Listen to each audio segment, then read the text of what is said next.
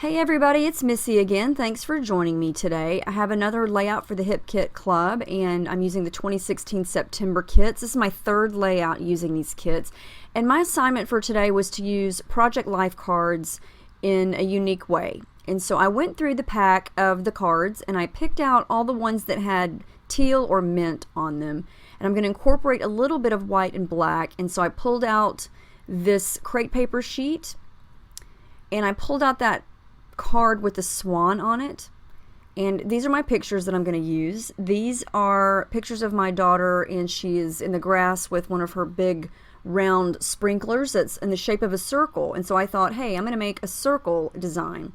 So this is what I chose to do with my Project Life cards, and in the end you're not even going to be able to tell that they started out as Project Life cards. I'm going to punch a bunch of circles. This is my inch and a half circle punch, and I'm just going through and punching a couple circles out of each card. Now the one with the swan on it is not a Project Life card. That's from the Maggie Holmes Gather ephemera pack, but it looks like the same size, so I considered that a card. And I like the fact that it's black with the little cream colored dots, and then the pattern paper I'm going to use is the opposite of that. And so since my pictures are black and white, I thought I would incorporate a little bit of black and white mixed in with this teal color scheme that I've got going on. I've got a 1/2 inch circle punch, and then my really teeny tiny cute circle punch that I found at Hobby Lobby. It's so tiny and cute. I love that little thing.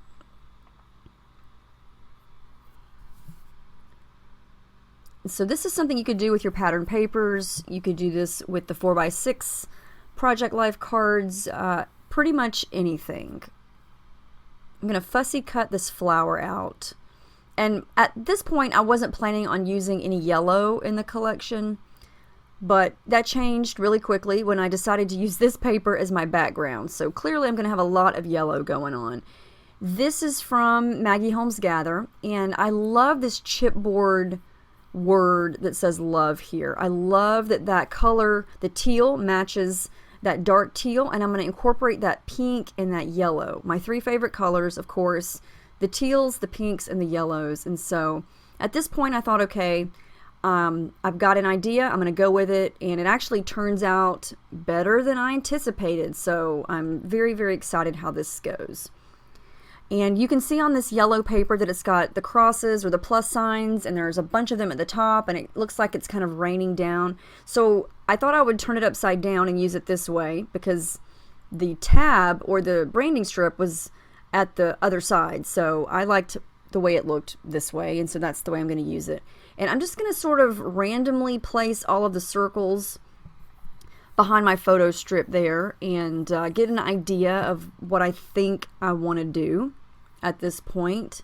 And I like how that looks. I like the mix of everything, and I definitely wanted to use this balloon set. I don't stick it down yet. Nothing is attached. I'm just kind of experimenting and seeing where could I put this little set of balloons.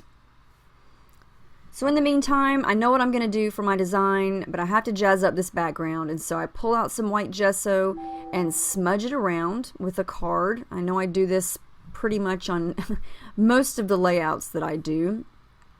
And a lot of this is going to get covered up with the circles. This is a fun technique I like to do where I make a bunch of messy stuff on the background, and then it just, you can see it peeking through everything that I put down on top of it.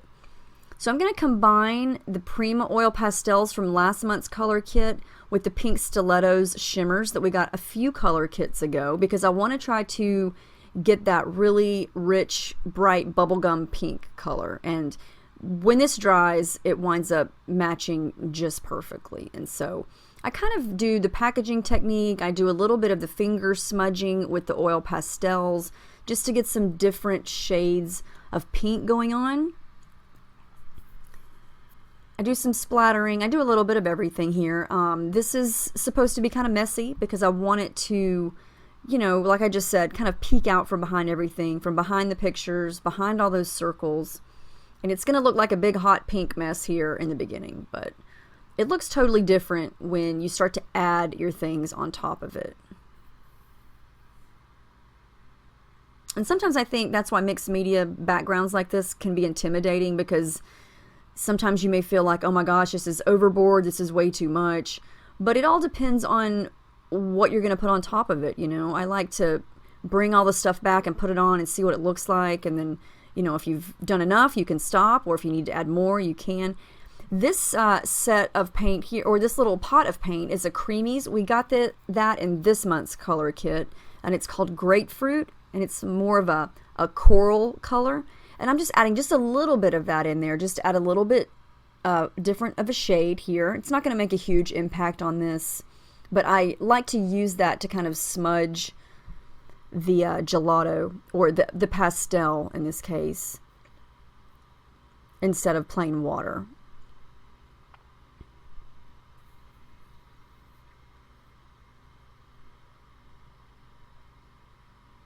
I just keep going here. I'm just going to add some, let it dry, and see, it's very messy, it's very splotchy, but that's what it's supposed to look like.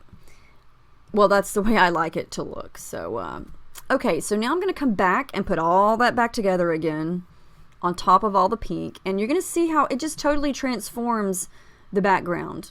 You know, when you start to add everything on top of it, it just changes the whole look of it, and that's why you can't be afraid to get messy with your backgrounds. You know, it's okay to make a mess. It's okay to make a mistake. You can cover it up. See, a lot of that got covered up, but you can still see just the amount that you need to see behind everything. And that's the look that I was going for. And so I was very pleased with how that turned out. Definitely tones down all that pink. And so this time I've got all the circles arranged, and I don't want to have to take them off again, so I'm going to glue them down here in a second. But I decided I need a couple more circles of that pattern paper, so I punch a few more pieces of that. Okay, so I'm definitely not going to move anything. I like the way it is. I'm just going to add a little dot of glue behind each circle.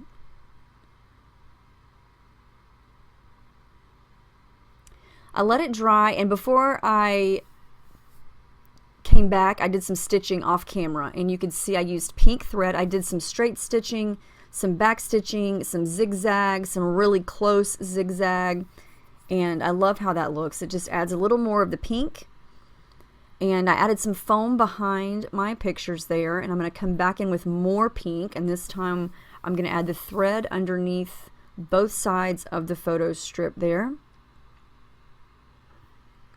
And then I'm going to play around with the flower and the balloons. They're both kind of the same shape. They're both kind of curved and, you know, coming out of the side. So I had to decide, are those going to come out from behind the photo, or, you know, where are those going to go? And the foam adhesive, well, I don't want to call it adhesive, because the foam I have is not adhesive. This is just regular foam, and there's no sticky stuff on it, so I have to glue it to the picture. And it does take a little bit of time to dry, even with that Scotch quick dry adhesive glue. So every time I touch it, it kind of moves around. So I have to keep bringing my ruler back to make sure it's straight. And add a little bit of it behind those balloons, because since my picture's raised up, I need to make sure that chipboard is at the same height, or else it's going to look dipped down, I guess you could say. There I go again, making sure it's straight. So I got to figure out what to do with that flower. I'm definitely going to use it, but I got to figure out where it's going to go.